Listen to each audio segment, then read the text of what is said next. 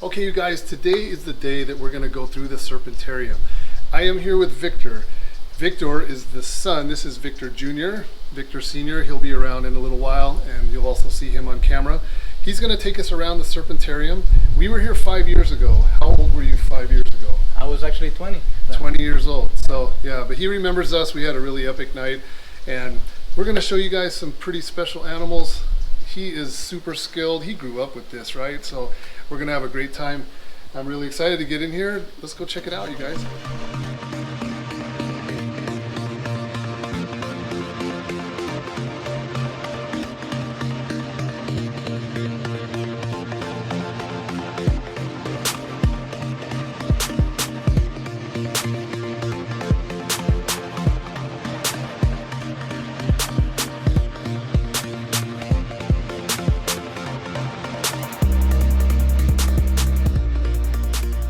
Okay, you guys, so there's serpentariums and then there's serpentariums. You can see in all these enclosures behind me, everything is just really nice and clean. These guys know how to take care of all these things. There's a lot of specialized animals here in Costa Rica too, different climates, different elevations. So tell me, I know you guys came up with all of these ideas to better serve the animals and maintenance them and everything. So I noticed that there's water basins, but you don't really have lots of water in every water basin, right? So you have some bowls in there. How does that help you guys out? Exactly. Well, it all started with a base kind of design. You know, my father has been working with reptiles already for 38 years, so that's quite a long time. And so we decided to have a special part for the water. But some of the snakes, they didn't really like it at all, and we noticed that sometimes they just like to be quite tight inside of the container of the water. Sure. It makes me think about it, maybe they don't want to feel like they are on the water without holding from something. Security, right. Exactly. So some of them, how you can notice, some of them they have bigger water bowls, or some of them are outside, some of them are inside of the old water place. Yeah. So the idea among the years was actually to collect all those details to be able to produce some, you know, or optimize a little bit the processes in order to have the snakes like comfortable inside of the terrariums. Understand. Yeah. All right, cool. Let's see what you got here. I see a lot of fertilants in here, right? Yeah. And you guys are doing venom extraction as well, right? That's correct. So we started a little bit of extraction on the fertilants, especially because how you can probably notice there's quite a lot of them down here in Costa Rica. They do cause a lot of snake bites, Sure. Not only to humans, but also a lot of snake bites on animals. Yes. And so it's kind of interesting because we got the ICP, the Clodomida Picado Institute. They produce such a good anti-venom for like humans and also for vet use. But they realized that a lot of the snake bites of fertilants have been happening around from 6 p.m. into 10 p.m., which is kind of a big problem because at that time the people who works with cows and stuff, they are at home taking a nap. Yeah, right. And so by the time they find the next day, it's nothing to do. So these guys are trying to work on a new project to be able somehow to, you know, help the animal by a vaccine or something to go through the night. Okay. On its own, you know, to teach their bodies a little bit to produce antibodies, and then on next day still alive, so they can work longer for that. So in order for that, we've been extracting venom to help them with the venom, so they do the rest of the research project. Awesome. Well, I'm sure they appreciate it. Yeah. I think not everybody wants to do venom extraction of fertilants. Big crazy snake. So, all right, very good. So there's also a difference between, if I remember from before, there's like a Pacific phase and an Atlantic phase, like right? An Atlantic phase. The Atlantic one is darker? Darker, yes. Right, okay. And then the Pacific one is a bit more light and faded out, yeah? Yes, and we have noticed and also that the females on the Atlantic, they can have way more babies. They can get actually pretty thick and way bigger, and so they tend to have more babies than on the Pacific. So you're talking about how many babies? some of them in here in captivity, we went up to 118, 122. Wow. So that's quite a lot of them. Wow, that's crazy. Yeah. That's live birth. Yeah, I'm talking about crazy. 2 meters and 50 centimeters or so, right? Pretty close to 9 feet for the Yeah, lens. that's crazy. Awesome. All right, and then I see some rattlesnakes here, some crotalis. Yep, we got some rattlesnakes here. We got actually 6 of them in the terrarium. The reason we have so many of them is because in Costa Rica there's a problematic with them, especially on the Central and North Pacific, because according to the locals over there, there's some guys that are somewhere from Asia, I don't know where, but they come to buy the snakes. Asia, Apple, you hear that? So these guys have been trying to collect as many as they can and keeping them for that guy to get some colones and stuff. Wow. And so we were trying to be able to, or we were trying to teach them, why they need to actually take care of the animals instead of like selling every single one of them and killing them. Sure. So yeah, we once in a while we go and take 2 or 3 snakes of these into a little speech with them and trying to tell them and stuff. So that's what happens. Education outreach. So this one is the common name is jumping pit viper. Why? It looks a lot like a bushmaster. It does. It's small and compact, but that head is very Bushmaster-esque. Not only the head, but also the scales, right? Yeah. Because yeah. it gives you the sensation that it's kind of rough, like beaded scales, kind of, and also the big diamond pattern, also. Mm-hmm. And their behavior is not as the same, but it's quite similar. They are pretty calm. It's not like fur-lance, so it's such a good thing to have it. The other thing that they do quite similar is that both the Bushmaster and the jumping pit vipers, the Ecovida, when they bite, those are the main 2 species of vipers in Costa Rica that will hold the prey. Today I was pretty impressed when I have another one that is a little bigger than this, and I feed it a full-size rat, and I thought, this might be quite dangerous for it, but it went for it. It bit it and it hold it. Even the rat was moving like crazy. And then, the venom did what it's supposed to do. Yeah, right. Wow, that's really amazing. I've never seen that before. Wow, that's very cool. I like that. So Fertilants, these are bigger ones than you've already seen. We found a lot of babies in the jungle, lots of very small ones. Maybe it's a season, if there is such a thing. I don't know if there is a season. Is there a season? Yes, yes. Actually, from now and the rest, I don't know, the next 2 months or so, we're gonna be seeing a lot of babies. Okay. So it depends. The younger females, their gestation goes a little more smooth and easy, and those are the babies that are gonna come first. Okay. The big females in another month or so. Oh, interesting. Mm-hmm. Okay. Eyelash vipers, yes? Yes. And you have, what colors do you have in here? Well, on this terrarium we only have right now like 2 or 3 colors, but on the other breeding terrariums down there we have quite a lot of them, quite amazing. So later we could take a look. Okay. Right here we have some orange, and we got some, that's what we call the moss base, yes. Moss morph. That's the one that we saw in the jungle that last night that is like a almost bluish, has a little bluish color to it. That was interesting to me.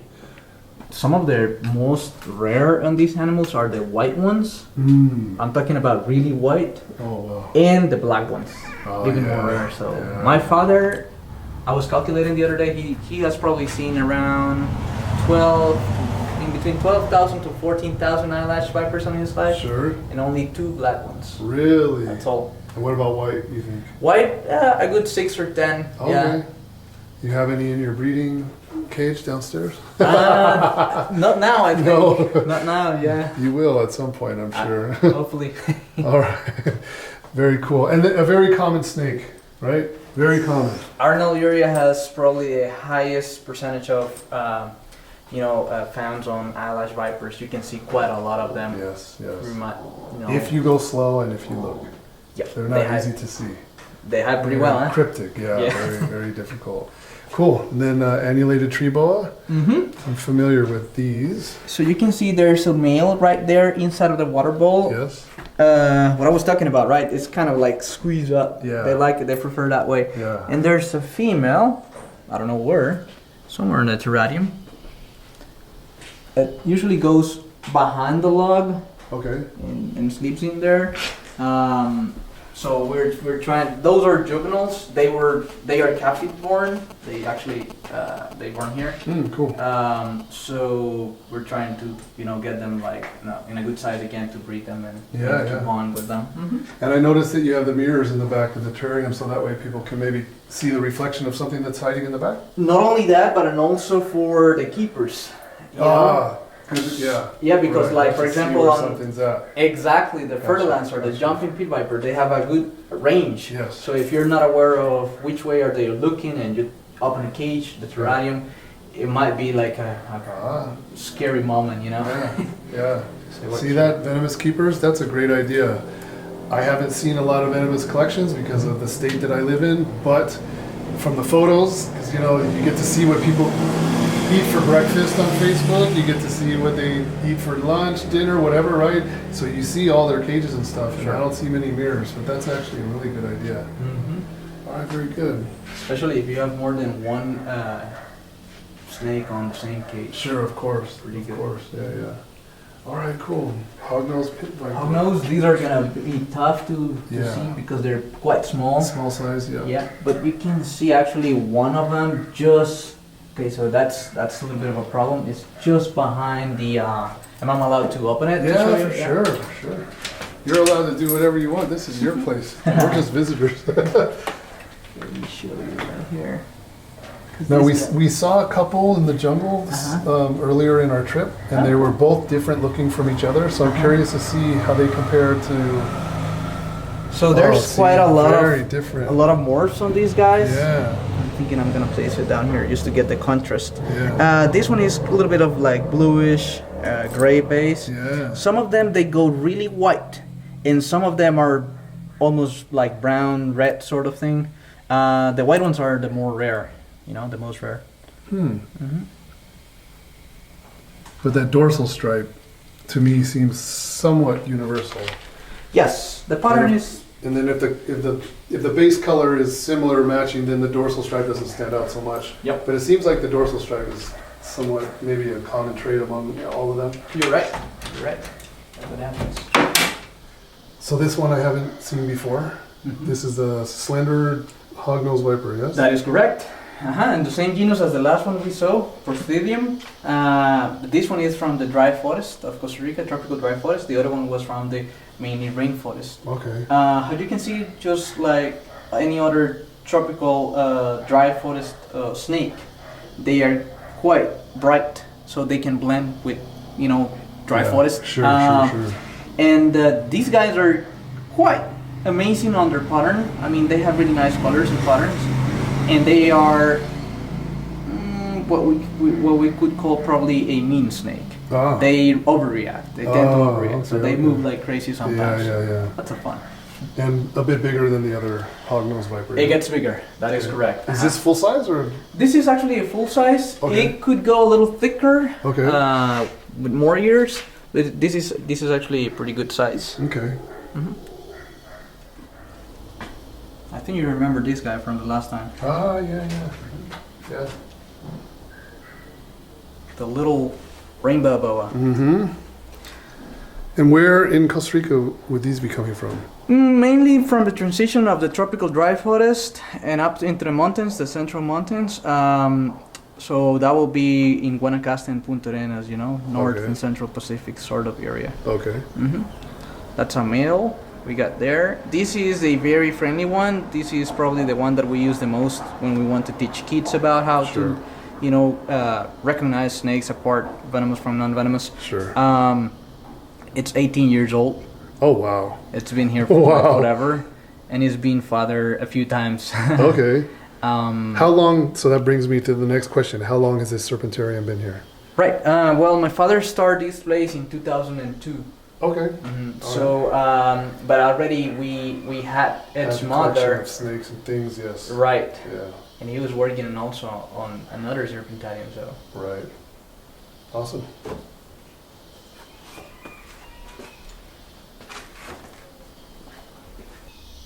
So that's your Costa Rican milk snake, obviously from Costa Rica. Do they get bigger than that? Yes, I have actually a pretty big female. We have breeded quite a few years. You know, before it used to be a single species. So it was Lampropeltis triangulum. Now it changed a little bit. We have one that it looks like if somebody had painted with black paint, you know, and somehow you could still see the colors underneath. So that one, it changed into Micropholis, Lampropeltis micropholis, and this one still being Lampropeltis abnorma. It changed a little bit. It's quite a few interesting facts about them. People is thinking that the ones on the dark pattern are from higher elevations. That makes sense. That's what I would guess. Right? Exactly, Yeah. and also like to be able to keep more warm of, you know, higher elevations. There's not as much as lower elevations. Right. But that's a pretty nice color there. And they look a little different, and also from the Caribbean and from the Pacific side. So the ones on the Pacific side, they tend to have, even being that color, they tend to have a lot of black dots on the red. Okay. On the Caribbean, it looks like the red is more like clean, you know, clear. Okay. Okay, so Sustes, now Prinonax. It's changing to Prinonax, where there's still some people arguing refusing to use the new. That happens a lot. Yeah. Especially among hobbyists, we refuse to recognize some of the new names. Sometimes they don't make sense. It's just like the Spilotes. Right. From what I gather, there's no more subspecies. They just put it all to Pilatus, and I've seen a lot of different Spilotes from a lot of different areas, and they are not the same, you guys. And I have a really hard time not referring to my Mexican variety as Mexicanas and so, but so be it, whatever. But yeah, so these come in a lot of different color phases. That is correct. We have, at least here in Arenal area, on the Caribbean side a little bit, we got three main colors. This one, which is kind of dark. Then we have like a red base with a lot of patterns. We're gonna see maybe at the end on the collection. We have some other terrarium with them. And then there's another one that is kind of yellow, like yellow base, a little bit with green and stuff.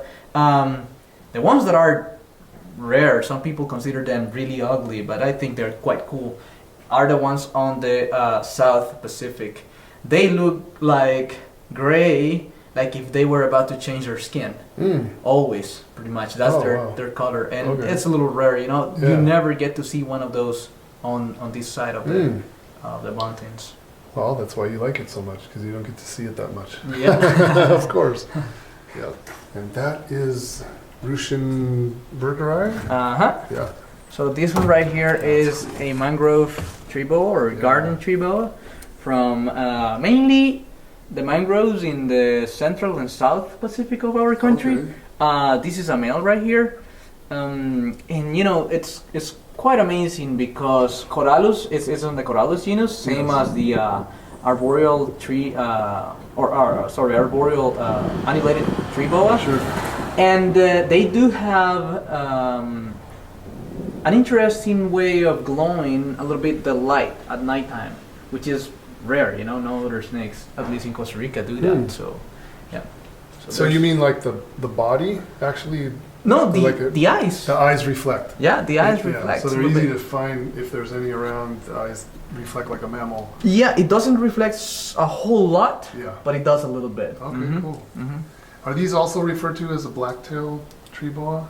People usually, I remember that common name from in the past. Yes, there's quite a few more names, you know, common names. And the common like trade Amazon tree boa, you don't have those here, right? Those are from further south. We wish. Yeah. Well, see, for me, I like those. Yeah. Because I see Amazon tree boas as a hobbyist. Right. A lot. Right. But you don't see those a lot. at all. I like those. And those get bigger, I believe, also. Oh yes. Yeah. So this is a male. This is only a juvenile, but a female. We used to have a female for many years, and it was somewhere around 7 feet. Nice. So really long and quite thick as well. Yeah. Oh, I like that. There's the other Oxybelis that we were talking about. It looks hungry. Yep, they always do. So they move quite a lot, always, continuously, and you probably will be able to see that it's kind of interesting how the upper part of the head, it's darker, little darker green, yes. and the lower jaw is like brighter green. Yes. They really look like a leaf. Oh, yes. And they move side to side and back and forth. You know, the tongue is green. These are active predators, so they move continuously, so they eat a lot as well. So what are you feeding these guys in captivity? We breed mainly Annules for it. Okay. Once in a while we will feed it with a rat or something, but outside they mainly eat like lizards and birds. Okay. Mm-hmm. So that's the same train of thought that I do with the snakes that I have that are lizard feeders that may eat a mouse or a rat or something, but I just feel like that high dense protein is probably not the best for kidneys and things for animals that are like this. But you can put it in there a little bit, but you should mostly feed it the natural diet. They do best. That is very good, a very attendant comment.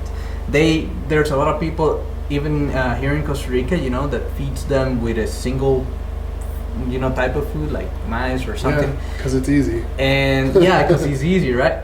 And they said, you know, they keep it for 2 years or so, but then suddenly something happened with the snake. Yeah. Well, this one, you can see, it's quite a long snake. It's been here for quite a long time. Yes. And like feeding them with Annules and stuff, I think they do better. They look healthy, and you know, how you said, not a lot of damage to the kidneys. Yeah, yeah. Mm-hmm. And obviously doing great in captivity, the way you guys are doing it with the diet is probably the most important. Yeah, they do really fine. I mean, they need quite a lot of light. Like if you compare, actually, I don't know if you can see it on the background. I can tell the difference. Yeah, this part is like a little brighter, Yeah. and the Vipers area, except the furlands, Right. is a little darker. So they do need that.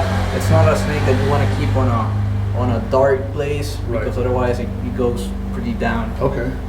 Pretty fast down. Yeah. Oh, yeah, that's good information. Interesting. Sure. There's a lot more, you guys. This is just the first little spot, and we're talking away. So if you don't like it, fast forward.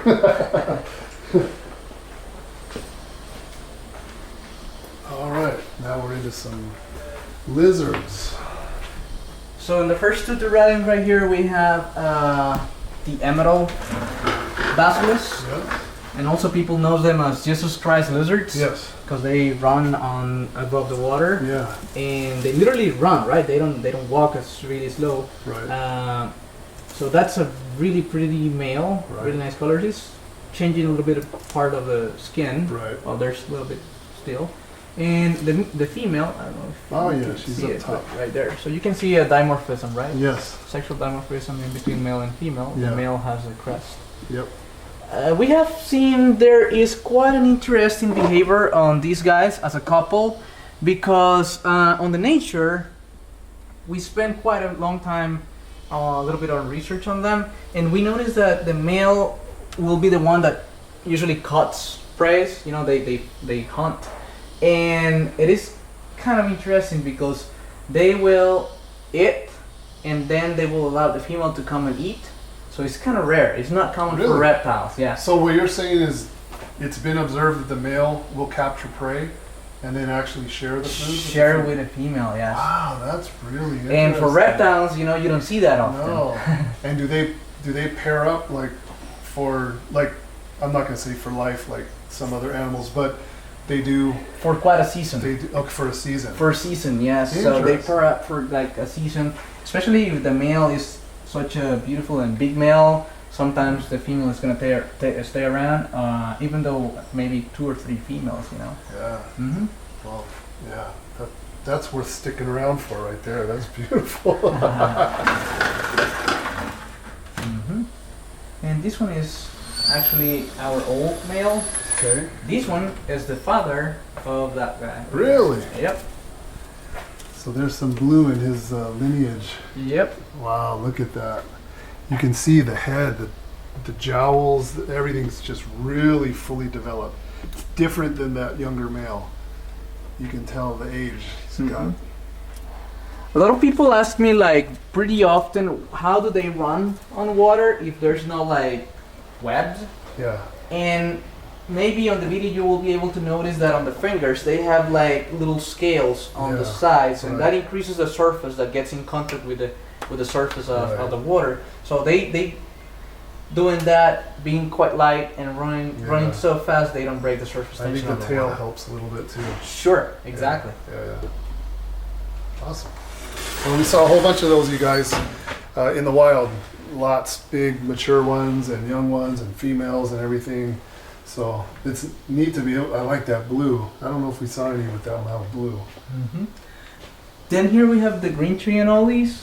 Okay. I think this is maybe what we saw. Yeah. Last night. Yeah. Yes, Yeah. Porcatus. Yeah. There's a little pretty one right there. Yeah.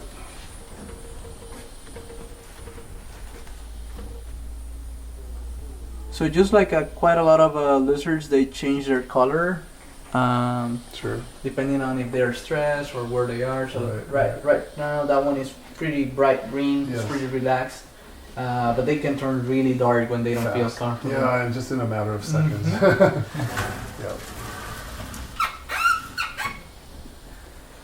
Green iguanas, a lot. Green iguanas. There are so many of these, I think. Yeah. A little bluish on it. Yeah, I think you could see maybe more of these in the States than down here in Costa Rica. But we saw a lot on this trip, of course. Sure. Have you been to the bridge in near Guatuso? Muelle. There's a bridge, very famous bridge down here in Costa Rica for iguanas. Oh, really? There's tons of them on both sides of that bridge. There's some interesting trees for them, and so you could see, I don't know, maybe 200 of them in three or four trees. Wow. I think you do have these ones too. Brown basilisk. Brown basilisk. Yes. So there's a male back there. Yeah.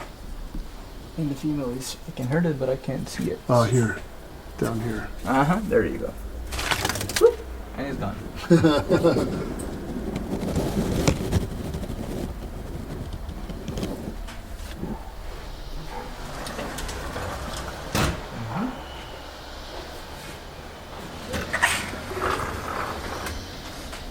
This guy right here. Oh, wow. A giant Vandranoli. That's cool.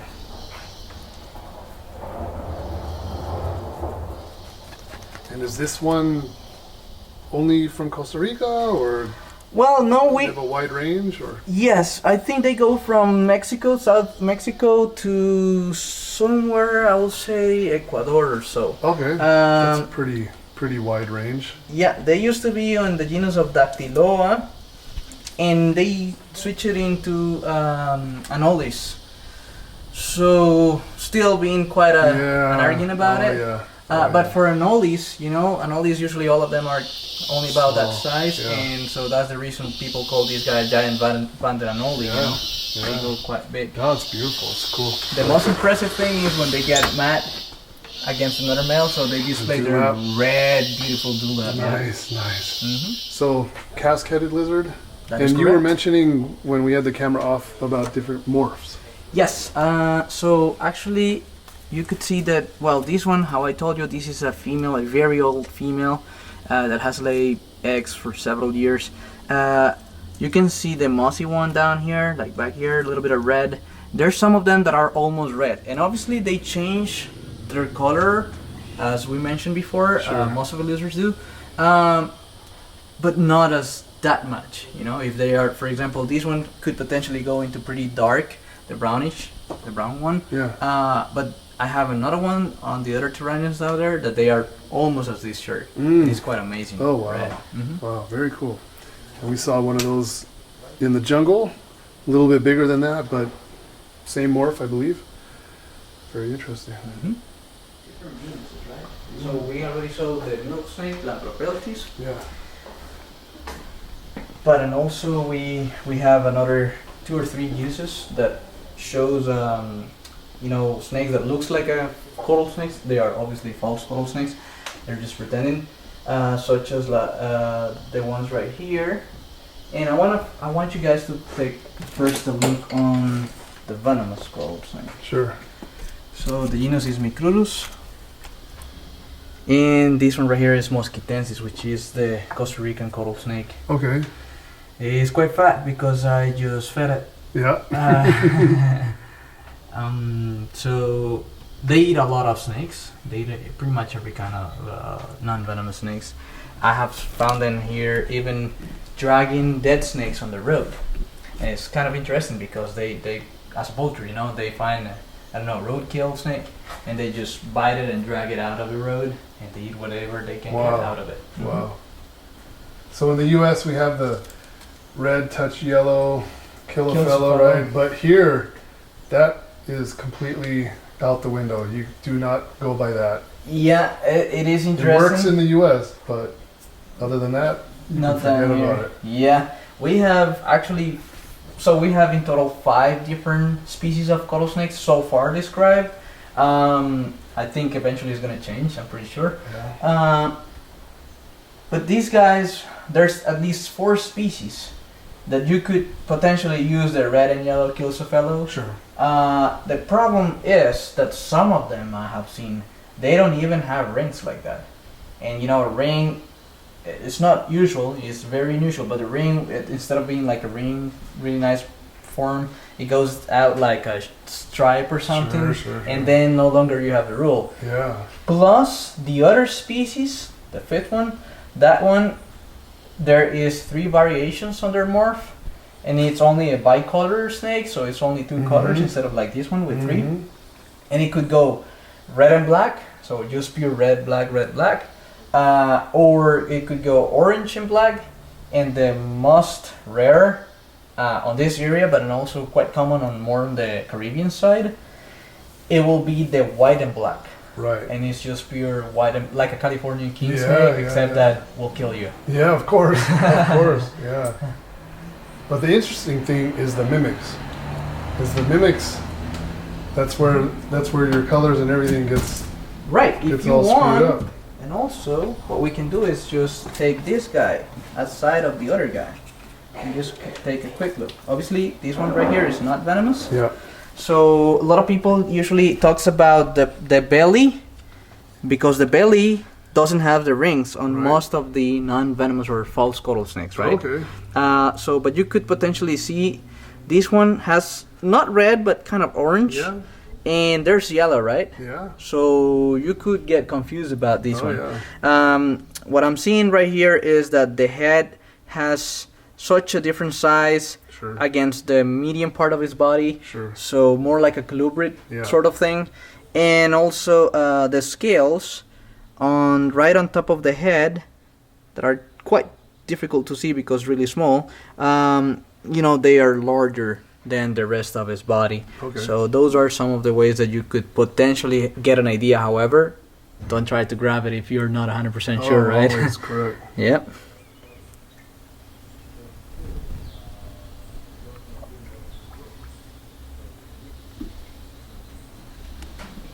Very cool. So that one looks a lot like the Costa Rican milk snake, but this genus and this genus, same genus, yes? Well, different actually. Different genus. Different. So this one is Oxyropus. Oxyropus And this one? This one is Erythrolampus bisona. Okay. So the Erythrolampus, there's at least 2 species in Costa Rica on that genus, and Oxyropus, they look a little more like how you notice, like the coral snake, right? But these guys are really good feeders on lizards and as well on frogs, and you know, it kind of like, if you see, there's red and there's a little bit of yellow. So potentially for some people that will be red touching yellow. Yeah. For some other people you want. Yeah. The rings go all the way around. What does it do on the coral snake? The rings go all the way? And very clear compared to this. Like, let me just show you the belly of the snake. If you see, the rings kind of like blend in between each other a little bit. Yes. On the Micrurus, on the venomous coral snake, most of the time. You know, there are Sure. some exceptions. Of course. The rings are really clear. All the way. It doesn't look like they go into the next ring, Yeah, except yeah. for the one that I told you. You know, when there's Yeah. a ring and it goes like Yeah, a and then stripe. the aberrant stuff is always going to happen. Right. Yeah. Wow, that's really interesting.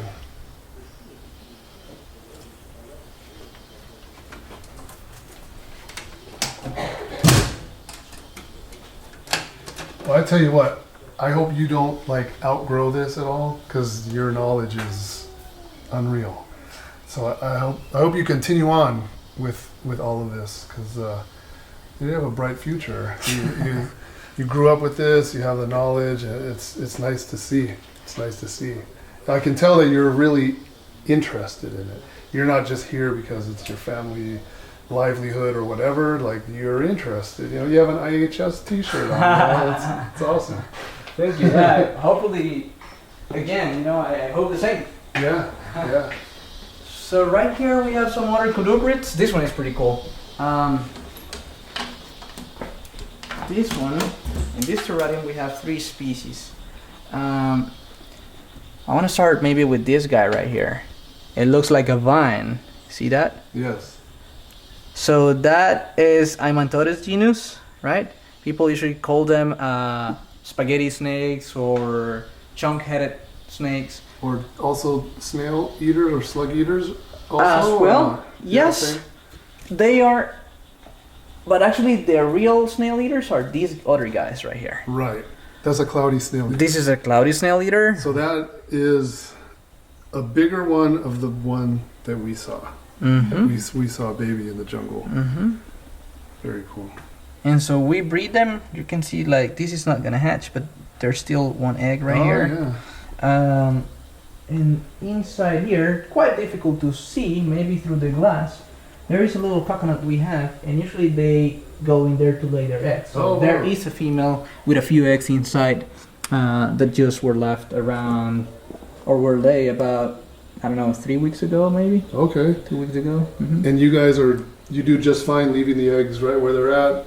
The humidity's good. The little environment in there inside that coconut shell is pretty decent. Pretty Humidity-wise decent. and We always gotta temperature-wise. mist it out a little bit, so Okay. we keep under control a little bit the Yeah. amount of humidity. Yeah. But it's not as such a big control you will need in the sticks, right? Of course, of course. So the plants and everything, they live just out here. Like, sometimes they even come inside of because they are really common. Right. And then we have another species of snail eater. Let me just try to grab all this bunch of snakes. Yeah. So you can see, right. Let me just grab it right here. Very carefully, I don't want to hurt the snake. There you go. That's You fine. can see the head coming out there. You can see. Can you see that? Yeah. So it looks like an eyelash viper a sure little bit, does. right? A lot. Not a little bit, a lot. A lot. It's a good mimic. Yes. And this one is Sibon longifrenis. There is Sibon lamari and Anthracops. Sibon Anthracops was the one you guys found yesterday or last night, right? Yes, yes.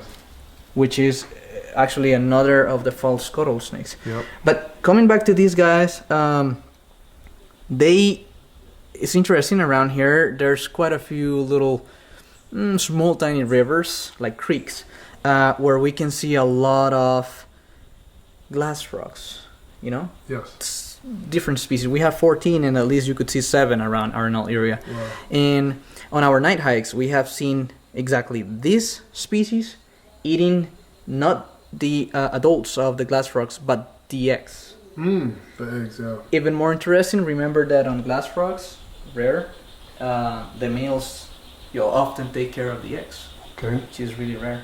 So once I was outside and I was able to see a glass frog kind of like trying to kick away the snake. And it's Really? pretty small, you know, compared to the size of the frog. too. Yeah, So yeah. I think that's why they're not that scared. Yeah, exactly. The frog's really in no danger of being consumed. Mhm. Just protect the eggs with a swift kick. Yeah. Wow, that's really interesting.